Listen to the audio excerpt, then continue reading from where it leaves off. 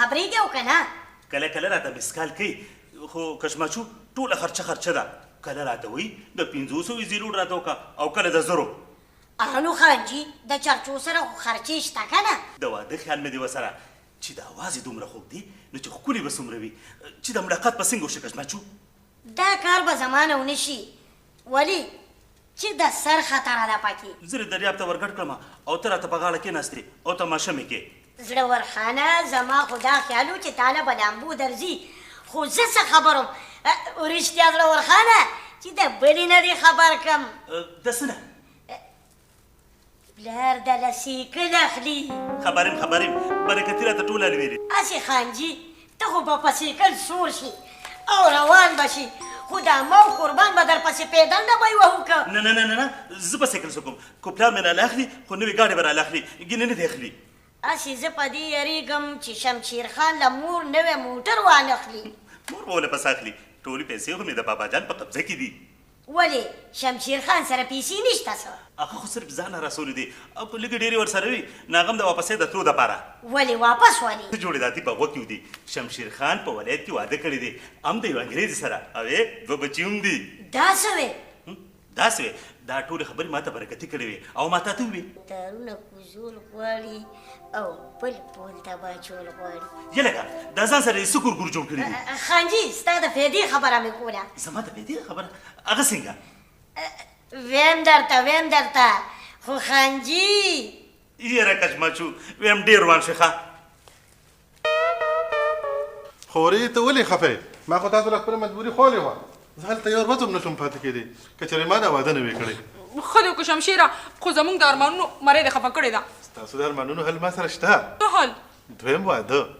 د چا سره د ګلغوټۍ سره دا چېرې نشي کېدی ښه ولې ګوره ګلغوټۍ زما ملګرې ده زما ډېره خوښه ده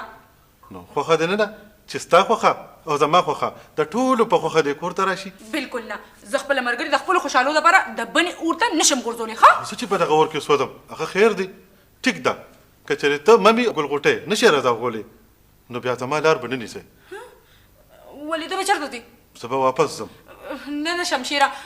زموږ په ډېرو دعاګانو ته واپس راغلې ته به چېرته هم نه ځې ښه نو بیا ته ممي به ګلغوټۍ کره ورځئ ای معتبر خانه یو خبره مې درته کوله دا خو وکړه خو چې د خرچې خبره پکې نه وي اوهو یو خو هر وخت د خرچې په چکر کې ګرځې د دې چکر نه روزه دا دې دا ووتم اوس راته وایه څه دي ما در سره د شمشیر خبره کوله شمشیر څه خبره واده غواړي واده غواړي هغه خو واده کړی دی که نه دلته روپۍ ګل کره ګلغوټۍ سره د لا جینۍ هم خوښه کړې ده که نه دا جینۍ دلته ځي راځي نازوله شمشیر لیدلې ده وره بدره دا هر څه یم خو د انګریزانو سره جګړې نه یم دا شمشیر ماله ولې شر ګوري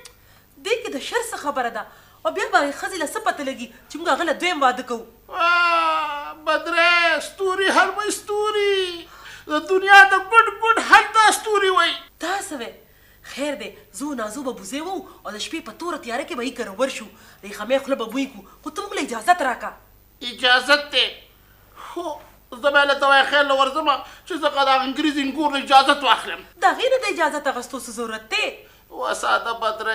وساده بدرۍ ګوره که زنانه د ورکوټي ولید وي که د لوی ولید ګوره په ځان بند نه مني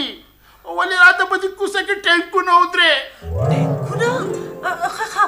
ته داسې وکړه چې هغې له اجازت ورکړه خو موږ له اجازت راکړه چې سبا ورکړه د شپې ورشو اجازت دی خو احتیاطاً ځان سره وسله یوسئ وسله هغه د څه دپاره د خپل حفاظت دپاره ته موږ نه بې فکره شه ښه زه اوس خرچه شم نور شه اوده شه اوده شه